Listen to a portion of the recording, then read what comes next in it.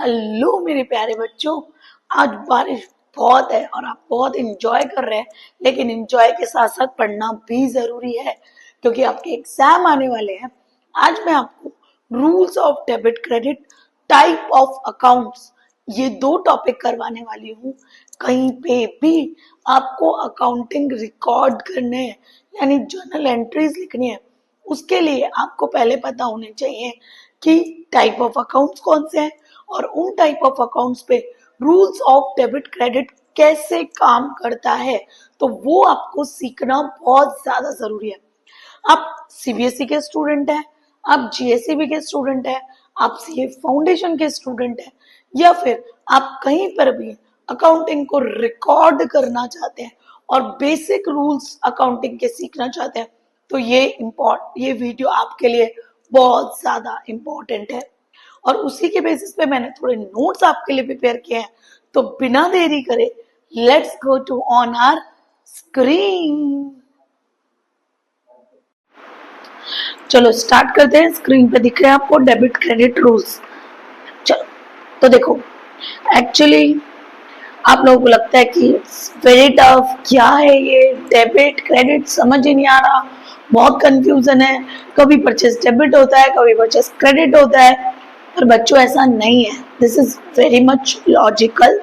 और आप थोड़ा ध्यान से समझेंगे, थोड़ा ध्यान से सोचेंगे तो आपको बहुत अच्छे से समझ में आएगा। और इवन नींद में भी कोई उठा के पूछेगा ना आपको कि इसकी जर्नल एंट्री बोलो, तो आप सही बोलोगे। इतना आपको बाय अंदर आ जाएगा, मतलब आपके नस नस में बस जाएगा। ओके, लेकिन उसके लिए आपको कॉन्सेप्ट ध्यान से समझना होगा। तो चलते हैं आपके लिए कॉन्सेप्ट की ओर। What are debit credit? तो लोग मानते हैं, मिथ मानते हैं कि डेबिट मतलब प्लस और क्रेडिट मतलब माइनस। ऐसा बिल्कुल नहीं है। फैक्ट क्या है? फैक्ट ये है कि these are two sides of accounting, two ways in which the business transactions are recorded. तो जो बिजनेस ट्रांजेक्शन होता है, एक ट्रांजेक्शन के दो नेचर होते हैं, दो इफेक्ट होते हैं। फॉर एन एग्जाम्पल, जैसे मैंने पेन खरीदा, स्टेशनरी खरीदी मेरे कोचिंग सेंटर के लिए, तो स्टेशनरी जो खरीदी, मानो मैंने व्हाइट बोर्ड मार्कर खरीदा, तो मेरे पास व्हाइट बोर्ड मार्कर आया, लेकिन अभी आपको एक ही साइड दिख रही है ना, ट्रांजेक्शन की एक ही साइड की मेरे पास कुछ आया। पर वो आया कैसे होगा? जब मैंने सामने कुछ पे किया होगा। क्या फ्री में कोई देगा क्या? नो। तो आपके पास कुछ आया और सामने आपने कुछ पे किया। तो every business transaction has two effects. जब भी हम एक बिजनेस ट्रांजेक्शन देखते हैं, उसके दो इफेक्ट होते हैं।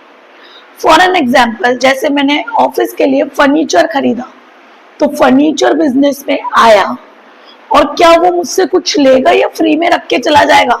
बोले मैडम आप तो एंजॉय करो फर्नीचर, बारिश थोड़ी एंजॉय करो। वो भी बिजनेस करने के लिए बैठा है, तो वो आपसे क्या मांगेगा? ना बाप बड़ा ना भैया, सबसे बड़ा रुपया। तो वो आपसे क्या मांगेगा? पैसा। तो आप पैसा दोगे तो आपके पास से पैसा जाएगा और फर्नीचर आएगा। तो every business transaction has two effect. तो पहले तो ये समझना जरूरी है कि जो आपके बिजनेस ट्रांजेक्शन होते हैं, बिजनेस ट्रांजेक्शन क्या होते हैं पहले ये समझो। तो बिजनेस जो ट्रांजेक्शन होते हैं वो दो तरीके के होते हैं। एक होता है कैश और दूसरा होता है क्रेडिट। कैश ट्रांजेक्शन में इमीडिएटली पैसा आएगा या पैसा जाएगा, हैंड टू हैंड, अभी के बीच। तो इमीडिएटली रिसीव्ड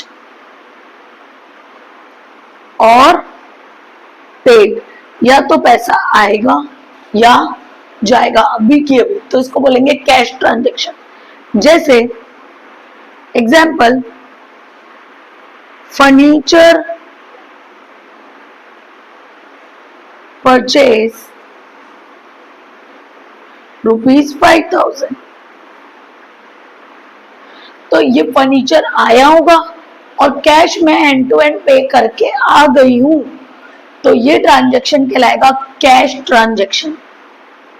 अब बोलो मैम एक और बताओ। ओके, सैलरी पेड, चुका दी मैंने सैलरी ₹1000, मैंने सैलरी चुका दी। कैसे चुकाई होगी? उसको क्या दिया होगा? 10 रोटी, 10 चॉकलेट, तो क्या दिया होगा? 1000 रुपए कैश में दिया होगा।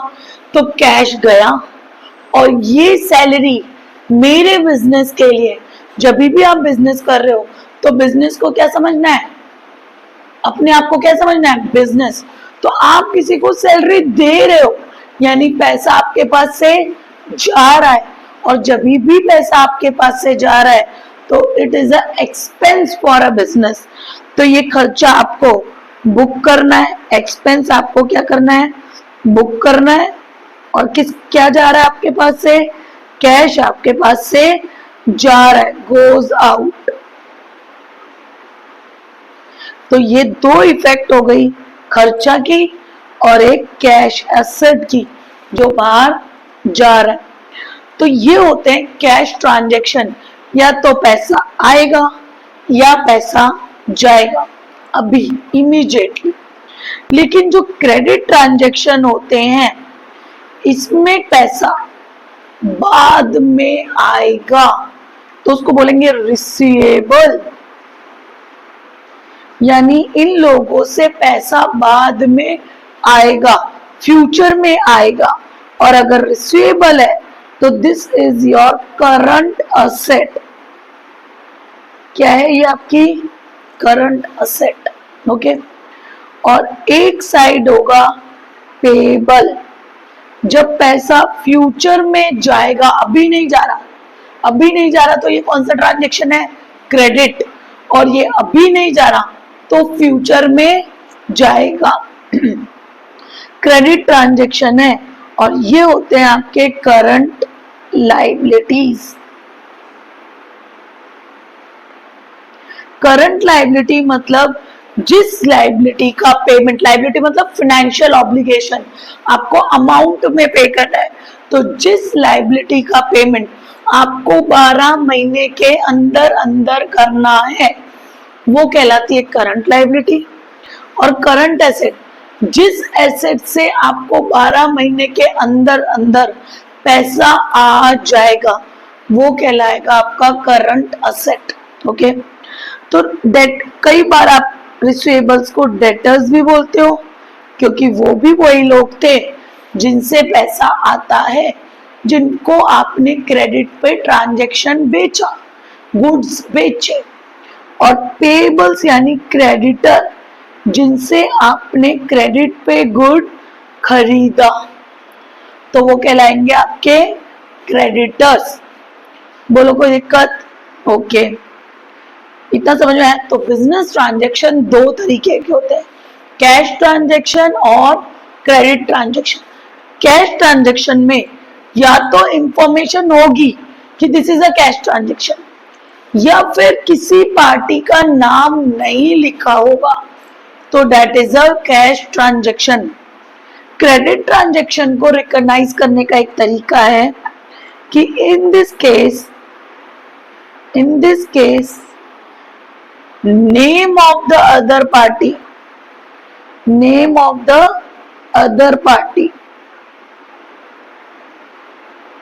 will be written। Other party का नाम लिखा जाएगा।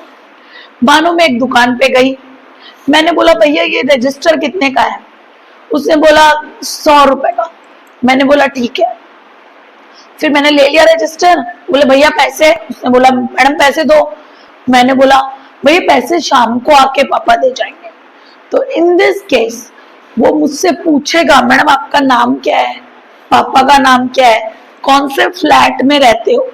तो whenever you are writing a name of any person, तो उसको माना गया है credit transaction. And whenever there is no identification of a purchasing और अ सेलर, परचेजर और अ सेलर का नाम ट्रांजेक्शन में नहीं है तो उसको कौन सा ट्रांजेक्शन माना जाएगा? कैश ट्रांजेक्शन माना जाएगा। जैसे ही देखो फर्नीचर परचेज ₹5,000, मैंने किससे खरीदा, नाम है नहीं, तो ये कौन सा ट्रांजेक्शन है? Cash transaction. पर यहां पे अगर मैं इसका एग्जांपल लेती तो मैं लिखती furniture purchase from Krishna furniture mart.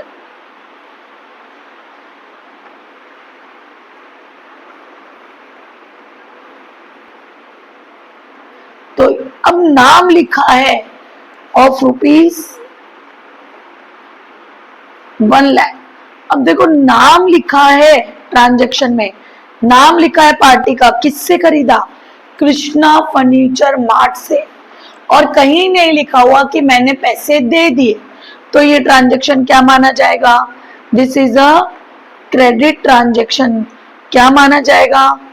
Credit transaction. बोलो कोई दिक्कत? नो? ओके। लेकिन इसी ट्रांजैक्शन में और करके मैं लिखती हूं, यही कही है, furniture purchase from Krishna furniture mart of ₹1,00,000 and आगे लिखा हुआ and amount paid by cheque immediately, यानी आपने इमीडिएटली पेमेंट कर दिया है। देखो लिखा हुआ किससे खरीदा, पर ये देखो ट्रांजैक्शन ये है, बाकी सब सेम टू सेम ऊपर। तो ट्रांजैक्शन क्या बना मेरा? ये वाला यहाँ पे।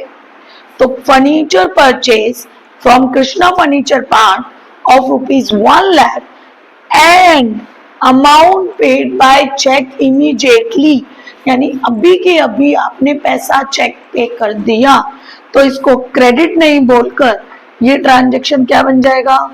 कैश ट्रांजैक्शन बन जाएगा। यानी नाम तो लिखा हुआ है, अभी मैंने आपको बोला नाम लिखा हुआ था उसको क्या मानना?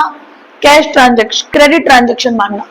तो यहाँ पे नाम तो लिखा हुआ था, पर साथ में ये भी लिखा हुआ था कि कैश पे कर दिया हमने, पेमेंट चेक से दे दिया, तो ये ट्रांजैक्शन कौन सा माना जाएगा? क्रेडिट ट्रांजैक्शन, कैश ट्रांजैक्शन माना जाएगा। बोलो कोई दिक्कत? अंडरस्टूड? तो ये वाला एग्जाम्पल मेरा यहाँ नहीं आके कहां चला जाएगा? सॉरी, यहाँ चला जाएगा। बोलो कोई दिक्कत है? ओके। तो पहले तो ये पहचानना जरूरी है कि whether it is a cash transaction और क्रेडिट ट्रांजैक्शन। क्रेडिट ट्रांजैक्शन में हम कैश नहीं जा रहा, और क्रेडिट ट्रांजैक्शन में हम पार्टी का नाम लिखते हैं, और due to credit transaction debtor और क्रेडिटर पिक्चर में आते हैं। अगर क्रेडिट ट्रांजैक्शन होते ही नहीं प्रैक्टिकल मार्केट में, तो डेटर और क्रेडिटर का कोई सीन ही नहीं होता, पता है?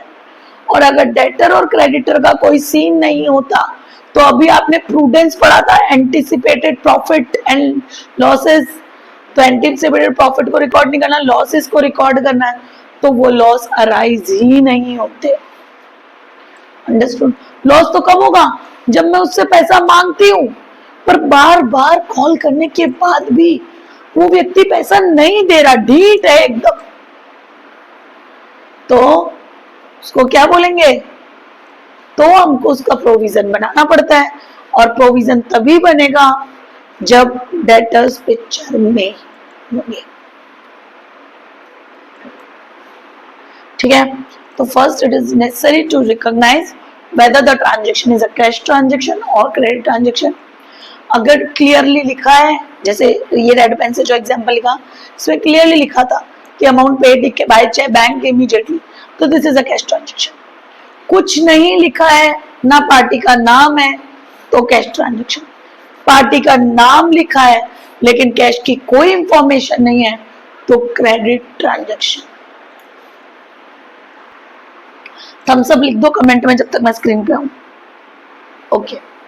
तो अब ये जानने के बाद कि ट्रांजैक्शन आपके कितने तरीके के होते हैं, दो, कैश और क्रेडिट। अब क्या क्रेडिट कैश के ट्रांजैक्शन की दो इफेक्ट होती है? यस। मैम क्या क्रेडिट के ट्रांजैक्शन की भी दो इफेक्ट होती है? यस। ओके, दोनों ही ट्रांजैक्शन की कितनी इफेक्ट होती है? दो। एक होता है डेबिट और एक होता है क्रेडिट। तो आपको पहले पहचानना पड़ेगा which two transaction और which two accounts are affected, कौन से दो अकाउंट अफेक्ट हुए हैं। फिर वो अफेक्टेड पकड़ने के बाद आपको उसका डेबिट कि कौन सा डेबिट है और कौन सा क्रेडिट है ये पहचानना पड़ेगा। अंडरस्टूड? चलो आ जाते हैं नेक्स्ट। यूज ऑफ जो डेबिट क्रेडिट है वो यूनिवर्सल है। यूनिवर्सल मतलब सब पे एप्लीकेबल है, सब पे ही लगता है। किसी एक, मैं बोलूं परचेज पे लगेगा पर सेल पे नहीं। मैं बोलूं मेरी मानो फर्नीचर इंडस्ट्री है, फर्नीचर इंडस्ट्री पे लगेगा पर सीमेंट इंडस्ट्री पे नहीं। सब पे ही लगेगा, यूनिवर्सल। Excuse me. और कैसे रिकॉर्ड करना पड़ता है? डबल एंट्री सिस्टम में रिकॉर्ड करना पड़ता है। Every single transaction have two effect, one is of debit and the another is of credit, और इसी को बोलते हैं double entry system. Okay okay, तो देखो क्या लिखा है, every single business transaction has two effect. एक होता है डेबिट का और दूसरा होता है क्रेडिट का। एवरी डेबिट हैज इक्वल और ऑपोजिट ऑफ अ क्रेडिट। अगर आपने डेबिट 1000 रुपए किए तो क्रेडिट भी कितने करोगे? 1000 रुपए। तो equal amount of debit and credit. Okay, equal amount होते हैं डेबिट और क्रेडिट साइड में। अब कैसे पता चलेगा which one is debited और which one is credited? ये एक रूल से पता चलेंगे। तो पहले हम चलते हैं रूल्स ऑफ डेबिट क्रेडिट में। चलो, तो समझ में आया आपको? अब एक एग्जांपल ले लेती हूँ। देखो, बाय मशीनरी फॉर कैश। आपने मशीन खरीदी कैश में, तो मशीन आपके पास कम्स इन, आई, और कैश गोज आउट, कैश गया, तो मशीन को डेबिट करना पड़ेगा और कैश को क्रेडिट। पर आप बोलोगे मैम कैसे पता चलेगा कि क्यों डेबिट क्या क्रेडिट? ओके, वो बताती हूँ आगे, ठीक है, कैसे डेबिट कैसे क्रेडिट। पर आपको ये तो पता चला कि every business transaction has two effect, किसको डेबिट करना है किसको क्रेडिट। ये प्रॉब्लम आपकी सॉर्ट होगी जब आप ये और पढ़ोगे। तो how do we know what is debit and what is credit? तो पहले का जो ट्रेडिशनल मेथड है वो मुझे हालांकि थोड़ा ज्यादा अच्छा लगता है, ट्रेडिशनल मेथड, और यहाँ पे दो एक और नया उन्होंने ऐड किया है, मॉडर्न अप्रोच। पर मॉडर्न अप्रोच से जाओगे तो कुछ प्रॉब्लम सॉर्ट आउट नहीं हो पाती है। तो अभी अब मैं आपको ट्रेडिशनल अप्रोच बताती हूँ, मॉडर्न अप्रोच भी बता दूंगी, डोंट वरी। चलो ट्रेडिशनल अप्रोच से देख लेते हैं। पहले ट्रेडिशनल अप्रोच में उन्होंने अकाउंट्स के 3 बास्केट बना दिए, यानी 3 टाइप्स ऑफ अकाउंट्स बोल सकती हूँ मैं। तो कितने टाइप ऑफ अकाउंट है आपके? 3 type of accounts. 3 type of accounts. कौन से 3 टाइप ऑफ अकाउंट्स है? क्या है 3 टाइप ऑफ अकाउंट्स? तो एक है पहले पर्सनल अकाउंट, दूसरा है रियल अकाउंट, और तीसरा है नॉमिनल अकाउंट। बोले ठीक है, मैंने मैम समझ में आ गया कि यानी बिजनेस ट्रांजैक्शन में जितने भी ट्रांजैक्शन होते हैं, जो भी 2 अकाउंट इफेक्ट करेंगे, या तो वो पर्सनल होगा, या वो रियल होगा, या फिर नॉमिनल होगा, इसके अलावा कुछ नहीं हो सकता। तो दूसरी प्रॉब्लम अराइज होती है, मैम कैसे पता चलेगा वो पर्सनल है, रियल है या नॉमिनल है? ठीक है, तो simple, every business transaction has 2 effect, और वो जो 2 लेजर 2 अकाउंट्स आपके इफेक्ट हो रहे हैं वो या तो पर्सनल होंगे, या रियल होंगे, या फिर नॉमिनल होंगे। अब कैसे पता चलेगा वो पर्सनल है, रियल है, या नॉमिनल है, तो वो हम देखते हैं इसमें। पर्सनल अकाउंट में देखो मैंने एग्जांपल रखा ही है वहां पे, पर्सनल अकाउंट में किन लोगों को ले लेना, इंडिविजुअल्स को ले लेना, यानी मैं, यानी हम, राम, आपका नाम श्याम, मेरा नाम सीता, आपका नाम गीता, ठीक है, मतलब कोई भी व्यक्ति, कोई भी ह्यूमन, कोई भी individual, Mr X, Mr Y, Mrs Ram, Mrs Shyam, Ram, Shyam, Geeta, Sita, Anshul, whatever is your name, जो भी आपका नाम है, वो सब उनके साथ अगर आपने कोई ट्रांजेक्शन किया है तो वो कौन से अकाउंट में कवर होंगे, पर्सनल अकाउंट में। Got it. तो पर्सनल अकाउंट में कौन कौन आते हैं, इंडिविजुअल, ये तो है ही। अब भी मैंने आपको इससे पहले वाला वीडियो, मतलब अभी नहीं, इससे पहले वाले वीडियो में मैंने आपको बताया था बिजनेस एंटिटी कॉन्सेप्ट, और इससे पहले वो पढ़ना बहुत जरूरी है, ठीक है। फंडामेंटल अकाउंटिंग अजम्पशन टॉपिक देख लो, चैप्टर नंबर 3 होगा अकाउंट्स का, टॉपिक फंडामेंटल अकाउंटिंग अजम्पशन, ढूंढो, मिलेगा आपको चैनल पे वो वीडियो। फंडामेंटल अकाउंटिंग अजम्पशन में मैंने आपको बताया इंडिविजुअल अपने आप में अलग व्यक्ति है, और फॉर्म, बिजनेस अपने आप में एक अलग व्यक्ति है। तो मैं इंडिविजुअल हुई रितु मैम, और श्रीधर इंस्टीट्यूट एक अलग हुआ फॉर्म। तो दो अलग है, इसीलिए कैपिटल को एज अ लाइबिलिटी ट्रीट किया जाता है। तो जो फॉर्म्स होती है, जो आर्टिफिशियल पर्सन होता है, वो लॉ की नजर में एक व्यक्ति है, यानी ये अपने नाम से काम करेगा, ओनर के नाम से नहीं। तो ये किसी के ऊपर केस कर सकता है, कोई और व्यक्ति फर्म के ऊपर केस कर सकती है। तो यानी कंपनीज, बैंक, डेटर, क्रेडिटर, ये सब किस में आते हैं, ओनर, पर्सनल अकाउंट में आते हैं। तो सिंपल मैं बोलूं तो आपके टाइप ऑफ अकाउंट्स 3 है, पर्सनल, रियल और नॉमिनल। कई लोग इनको क्लब करके इम्पर्सनल भी बोल देते हैं, यानी पर्सनल और इम्पर्सनल, और इम्पर्सनल के फिर 2 टुकड़े, रियल और नॉमिनल। कई लोग ऐसे बोलते हैं, कोई फर्क नहीं पड़ता। पर्सनल में कौन कौन आएगा, 2 लोग आएंगे, एक तो ह्यूमन बीइंग यानी हम, ह्यूमन यानी इंडिविजुअल, यानी मिस्टर एक्स, राम, श्याम, धानी, भावना, ठीक है, और भी कोई भी नाम, मतलब कोई भी इंडिविजुअल। और इसके अलावा आर्टिफिशियल पर्सन यानी बिजनेस, कौन आएगा, आर्टिफिशियल पर्सन। आर्टिफिशियल पर्सन कौन होता है, जैसे अमूल, अमूल दूध पीता है इंडिया, याद आया। फिर एयरटेल, टीएलई, सॉरी एक मिनट रुको,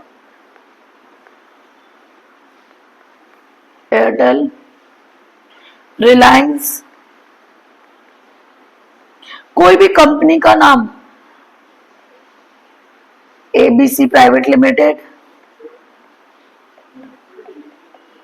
ओएनजीसी, ये सब कौन है, आर्टिफिशियल पर्सन है, एक्सेट्रा। क्योंकि ये कोई इंडिविजुअल नहीं है, ये फॉर्म्स है, बिजनेस है। तो बिजनेस भी किस में कवर होता है, पर्सनल में कवर होते हैं, और साथ में ओनर भी। इसीलिए ओनर, लेकिन ओनर का नाम नहीं आता, ओनर जो पैसा लगाता है उसको कैपिटल, और ओनर जो क्या पैसा विड्रॉ करता है उसको ड्रॉइंग। तो वो भी कौन सा अकाउंट है, पर्सनल अकाउंट है। अब मैं ये नीचे वाला मिटा देती हूँ, इम्पर्सनल। अब ध्यान से सुनो, रियल में कौन आता है, रियल में आते हैं, कौन आते हैं, असेट्स। कौन आते हैं, असेट्स। तो जैसे कैश, मेरी जेब में जितना पैसा पड़ा है, पैसा है क्या देखती हूँ, जेब से कंगाल हैं हम, तो अभी मेरे पास कोई एसेट नहीं है, कोई नहीं मतलब कैश नहीं है, ठीक है। तो कैश एक एसेट है। Machine, machinery, furniture, motor vehicle, ये सब आपकी क्या है, असेट्स है। ओके। और नॉमिनल अकाउंट में क्या आता है, एक्सपेंस एंड लॉसेस और प्रॉफिट एंड गेन। ये सारे अगर ये हो तो नॉमिनल अकाउंट, अगर एसेट्स हो तो रियल अकाउंट, अगर कोई व्यक्ति हो तो पर्सनल अकाउंट। तो पहले आपने बहुत सारे अकाउंट्स पढ़े हैं, उसमें से बास्केट में तो डाल दिए भाई ये पर्सनल अकाउंट के, ये रियल के, ये नॉमिनल के। तो एक प्रॉब्लम सॉर्ट आउट। दो प्रॉब्लम है इस टाइप के क्वेश्चन। एक तो ये कि वो कौन सी बास्केट में जाएगा, दूसरा ये बास्केट में जाने के बाद वो डेबिट होगा या क्रेडिट। तो एक प्रॉब्लम मैंने आपकी सॉर्ट आउट कर दी कि आप यहां से पहचान सकते हो कि वो कौन से बास्केट में जाएगा। ओके, यहाँ पे देख लेते हैं। देखो, personal account, individual, companies, bank. Bank is also a personal account, ध्यान रखना। यहाँ पे आएंगे बैंक्स, ठीक है। Creditor, debtors. Real account, all the assets, cash, machinery, land, goodwill, tangible, intangible, सब आ जाएंगे। Nominal, all the expense and losses, all the income and profits are the nominal account. For an example, इसके भी example लिख देती हूँ। Loss के लिए जैसे एक्सपेंस, रेंट पेड एक्सपेंस है, पेड है क्योंकि। सैलरी पेड एक्सपेंस है। डेप्रिसिएशन, एसेट की वैल्यू में जो कमी होती है due to use, due to change in technology, fashion, वो सब क्या कहलाता है, depreciation. That is also an expense for a company, ठीक है। और भी बहुत हो सकते हैं expense, telephone bill, electricity bill, telephone expense, electricity expense, any कोई भी टी रिफ्रेशमेंट एक्सपेंस, वो सब क्या कहलाएंगे, एक्सपेंस कहलाएंगे। लॉसेस ऑल्सो कवर है, जैसे loss on sale of machine, machine बेची आपने, उस पे लॉस हुआ। बताओ बैड डेट, बताया था पिछले वाले लेक्चर में, बैड डेट्स क्या होता है, डेटर्स जिनसे हम पैसा मांगते हैं वो बार बार दे कॉल करने के बाद भी पैसा नहीं दे रहे, और अब आपको लगता है कि वो पैसा देंगे भी नहीं कभी, तो बताओ आपका लॉस है या फायदा, लॉस। और उस लॉस को बोलते हैं बैड डेट, ठीक है, एक्सेट्रा। प्रॉफिट आपके क्या हो सकते हैं, गेन्स आपकी क्या हो सकती है, जैसे इनकम, इनकम भी आती है यहाँ पे। प्रॉफिट और गेन, प्रॉफिट और गेन तो एक ही हुआ, इनकम, प्रॉफिट एंड इनकम्स। बताओ सेल्स आपकी एक इनकम है क्या, यस मैम। तो परचेज आपके लिए एक एक्सपेंस है क्या, यस मैम। परचेज कुछ खरीद के लाए तो सामने क्या दे के आना होता है, कैश, तो वो खर्चा है। सेल्स आपके लिए क्या है, इनकम।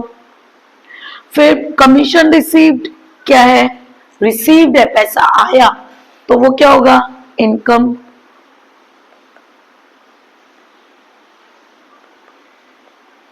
इंटरेस्ट रिसीव्ड, तो वो क्या होगा, इनकम। ओके। और क्या हो सकते हैं, बहुत सारे हो सकते हैं, रेंट रिसीव्ड,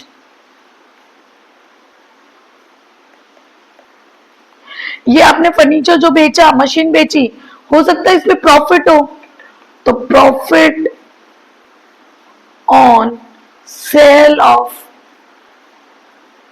मशीन, तो वो प्रॉफिट हो गया आपका, समझ में आया। तो ये एक्सेट्रा और भी बहुत हो सकते हैं। तो ये आपके मैंने टाइप ऑफ अकाउंट्स आपको समझाए हैं। यहाँ पे चल चलते देखो वही लिखा है सब। ओके, असेट्स में इंटेंजिबल भी लिख लेना, गुडविल, कॉपीराइट,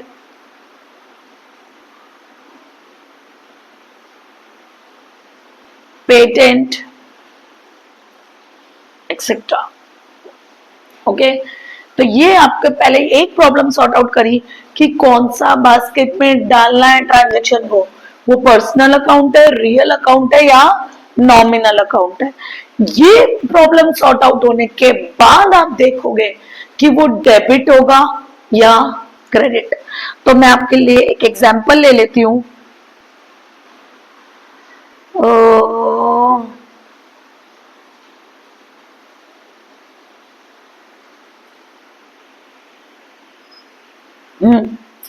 देखो,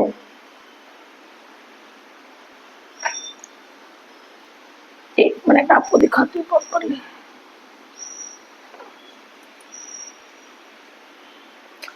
रोटेट करना पड़ेगा, एक मिनट।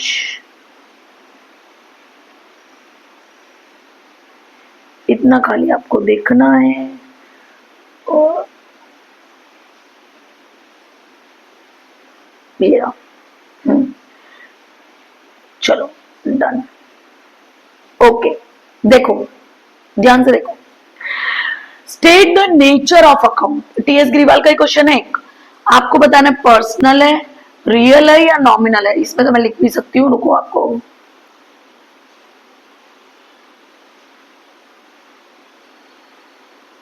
हाँ, तो आपको बताना है whether it is a personal, real या नॉमिनल। पर्सनल है, रियल है या नॉमिनल है। ठीक है, चलो देखते हैं।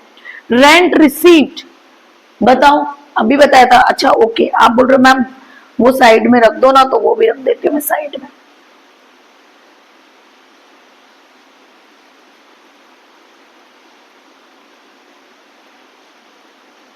चलो अब आप ये देखो, ओके, और ये देखो, एक एक पकड़ लेते हैं अपन, इसको थोड़ा छोटा कर लेते हैं।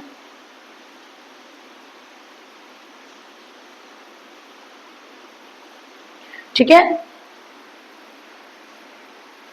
ओके, अब दिख रहा है आपको अच्छे से। चलो, रेंट रिसीव्ड, बोलो कहां पे आएगा।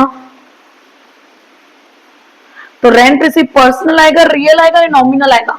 तो नॉमिनल में साइड वाला देखो, प्रॉफिट एंड इनकम, और मैंने लिखा भी है वहां पे रेंट रिसीव्ड, यानी आपको रेंट मिला। तो मिला है तो वो क्या है, आपकी इनकम। और इनकम है तो कौन सा अकाउंट हुआ, नॉमिनल अकाउंट। तो ये कौन सा अकाउंट है, नॉमिनल।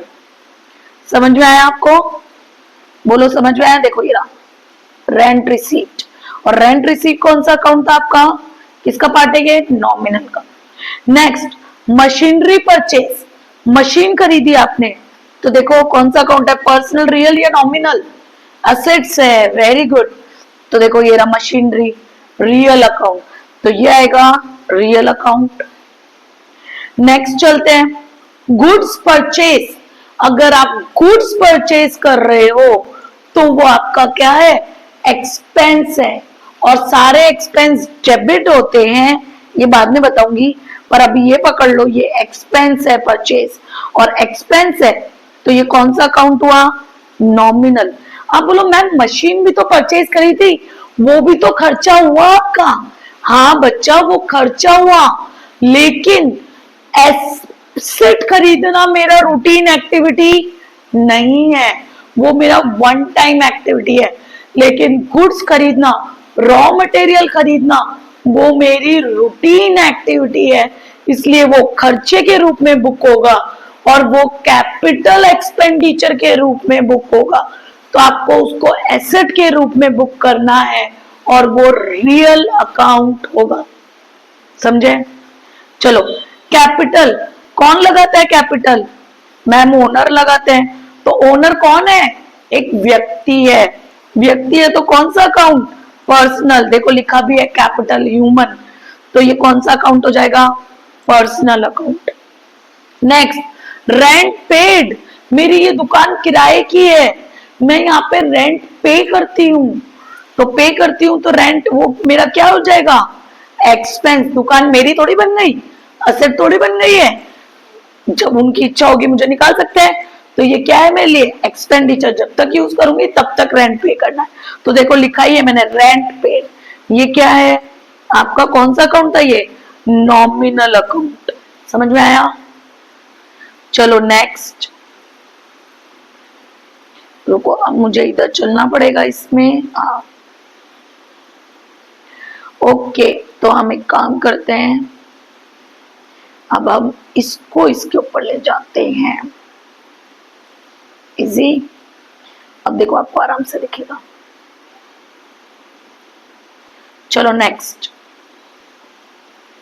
इंटरेस्ट रिसीव्ड, इंटरेस्ट आपको मिला है। अगर पैसे आते हैं तो वो एक्सपेंस हुआ या इनकम हुआ? इनकम। तो ये रहा देखो इनकम, इंटरेस्ट रिसीव्ड। ओके, तो ये कौन सा अकाउंट है आपका? नॉमिनल। तो यहां क्या लिखोगे? Nominal account. Building sold, building क्या थी? क्या आपका रूटीन एक्टिविटी है वो? नहीं, तो ये इनकम नहीं है आपकी, ये इनकम थोड़ी है। आप बिल्डिंग बेचने के लिए बैठे हो क्या यहाँ पे? नहीं, आप गुड्स बेचने के लिए बैठते हो बिजनेस में, और ये गुड्स नहीं है, वो आपकी रूटीन एक्टिविटी नहीं है। तो फिर आप क्या बेच रहे हो? उसका मतलब असेट, और असेट बेच रहे हो तो वो रियल अकाउंट है। लेकिन profit on sale of building आता तो वो इनकम बन जाता, और वो आता आपका nominal account. Okay, discount allowed, किसी ने मेरे से गुड्स खरीदा, यानी मैंने बेचा है उसको, गुड्स सेल किया। सेल किया, मैंने बोला ये 10 रुपए का है, उसने बोला 8 रुपए में दे रहे हो, मैंने बोला ठीक है, तो मैंने कितने का डिस्काउंट अलाउड किया? 2 रुपए का। तो बताओ मेरे को फायदा हुआ या नुकसान? नुकसान हुआ, और नुकसान हुआ तो ये मेरा लॉस है, तो ये लॉस है तो क्या कहलाएगा? Nominal account. क्या कहलाएगा? Nominal account. तो हम यहां पे भी लिख लेते हैं डिस्काउंट अलाउड,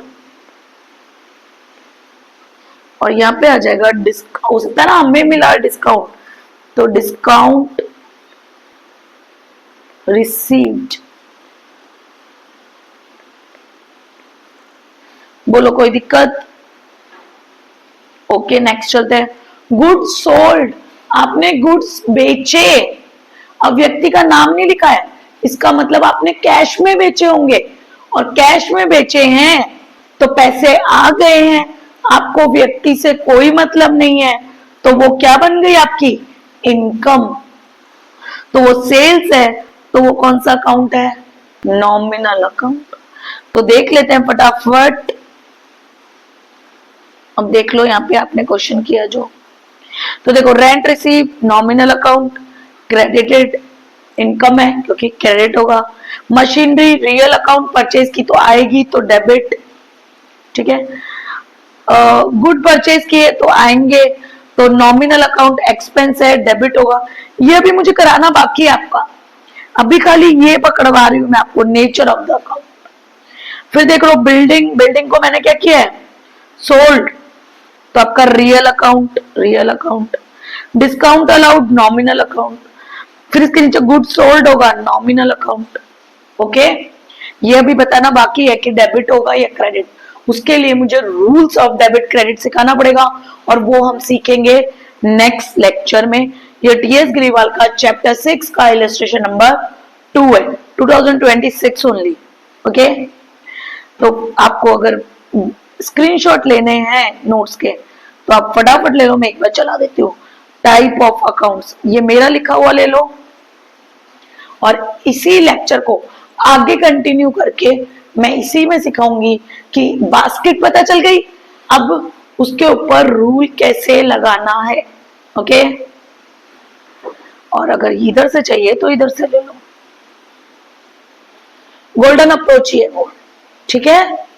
तो मिलते हैं इसी के पार्ट 2 वीडियो में, मैं इसी के एंड स्क्रीन पे पार्ट 2 भी लगा दूंगी, और लिखूंगी वहां पे part 1 part 2 chapter 6 rules of debit credit, ध्यान से देख लेना, मिल जाएगा आपको। ओके, चलो bye, that's all for today's video. Today नहीं मतलब this part of the video. Okay, bye.